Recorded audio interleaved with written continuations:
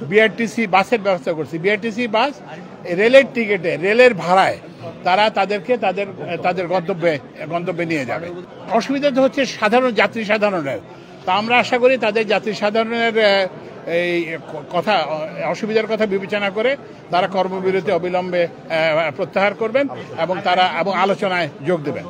আর এর মধ্যে আমরা যেটা করছি সেটা হচ্ছে যে স্কলে আপনারা দেখছেন, টিভির স্কলে আমরা জানিয়ে দিয়েছি যে এই পরিস্থিতি, এবং যারা এখানে আছেন তাদের জন্য আমরা বিআরটিসি বাসের ব্যবস্থা করছি। বিআরটিসি বাস রেলের টিকিটে, রেলের ভাড়ায় তারা তাদেরকে তাদের গন্তব্যে নিয়ে যাবে। অর্থ বিভাগ কি বলছে? এরা তো 2022 সাল থেকে আপনারা অর্থ বিভাগে চিঠি দিয়েছেন। না 2022 সাল না, আমরা তো এসেছি এই হিসাবে থেকে তারা আন্দোলন করতে যাই। আপনারা অর্থ বিভাগের সাথে কি কথা বলেন?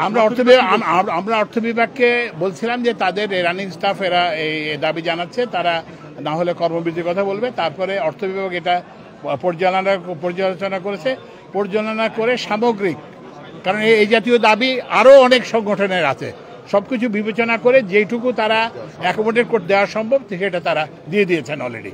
যৌক্তিক সমাধান সম্ভব না, আমাদের তো যৌক্তিক সমাধানের জন্য আমরা সার্বক্ষণিকভাবে চেষ্টা করছি। আপনাকে বললাম না যে আমরা তো অর্থ বিভাগে তাদের দাবিগুলো নিয়ে গেছি, এবং সেই দাবিগুলো তো অর্থ বিভাগ তো যে কোনো কিছু বলে নাই তা তো না, যে অর্থ বিভাগ এটা পড়ে আছে তা তো না।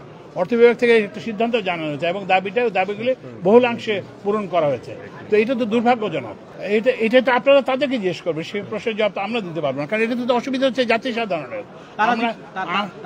লেবুর সুঘ্রাণ আরো বেশি, ত্বকের যত্ন আরো বেশি, চলে আরো বেশি। আপনার পকেটে কি বিদেশি না বাংলাদেশি? কিন্তু এইবারই প্রথমবারের মতো এটা অর্জন করা হয়েছে। ওদের দাবি বহুলাংশে এইবারই পাওয়া গেছে, এতদিন কিন্তু পাওয়া যায় না। এবং এই জন্য আমি ব্যক্তিগতভাবে অর্থ উপদেষ্টার সঙ্গে যোগাযোগ করেছি, তারপর অর্থ সচিবের সাথে যোগাযোগ করে এইটুকু করা হয়েছে। তা আমাদের ধারণা ছিল তারা আমাদের যে আন্তরিক যে প্রচেষ্টা এটাকে তারা বুঝতে পারবেন এবং যাত্রী সাধারণকে করবেন। আমার কথা যে যাই করেন, আলোচনা করেন, যত কিছুই হতে পারে, কিন্তু যাত্রীদেরকে তো জিম্মি করা যাবে না। যাত্রীদের তো কোনো অপরাধ না। শোনেন, এখন আমি বলি দাবি যৌক্তিক কিনা অযৌক্তিক সেটা হচ্ছে কি যে সেটা এটা সরকারের সামগ্রিক যে আর্থিক কাঠামো সেটার সঙ্গে তো মিলাতে হবে। এই জাতীয় তো দাবি অনেক প্রতিষ্ঠানে আছে। তো আপনি একটা প্রতিষ্ঠানকে দিবেন, একটা প্রতিষ্ঠানকে দিবেন এটা না, তারা এটা পরীক্ষা করে যেটুকু ওরা করতে পারে সেটুকু ওরা করেই দিছে। আর সম্ভব না না, আর সম্ভব না তো আমি বললাম, এটা তো আলোচনা হতে পারে, কিন্তু আমাদের যেটা মূল সেটা হচ্ছে যে ট্রেন তো বন্ধ থাকতে পারে না, কারণ ট্রেন বন্ধ করে তো দাবি হবে না, বুঝছেন না? এই যে যেটুকু আমরা করছি, এটা কি ট্রেন বন্ধ করে হয়েছে? ট্রেন বন্ধ করে তো হয় না, ট্রেন বন্ধ না করেই তো এইটুকু অর্জন হয়েছে।